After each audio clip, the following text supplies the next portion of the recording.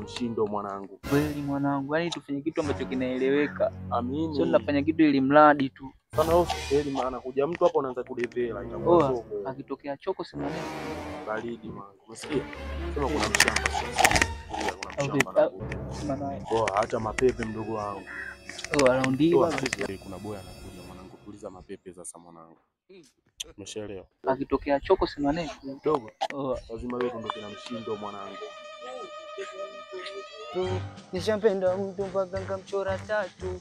Dereva bajaji akanipa ndege juu, kavamia benki kuu, mateka mikono juu. Siari niacha jangwani bila taramani. Umekuja mpenzi wewe kunitoa kizani. Oa vipi hapo wewe vipi? Kama baridi.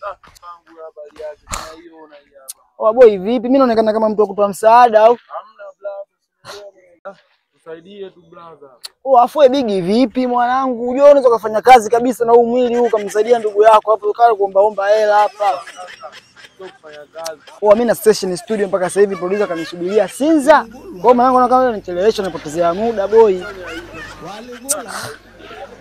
Huyu kipofu kweli ndo ananiletea shebele. Huyu aoni huyu? Haoni kaka. Huyu anaona boy.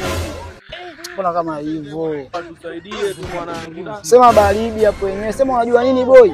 Sema mwanangu mimi na hela kubwa sasa nyewe mna change mtanigea mimi na wa studio mwanangu je ndo nauli hiyo. Kaka, change itapatikana tu mwanangu. Sema baridi mwanangu. Hizi zingine baraka hizi, unajua zile. Unajua nini? Change mwanangu. Kata buku, au vipi? Sema baridi. Baridi mwanangu.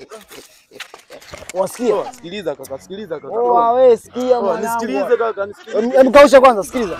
Mimi mwenyewe usinione kama tozi msanii mwenyewe mwanangu, mimi kwa sikia usilete kama hizo boy.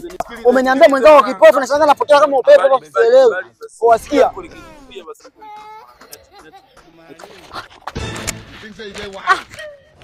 Babake.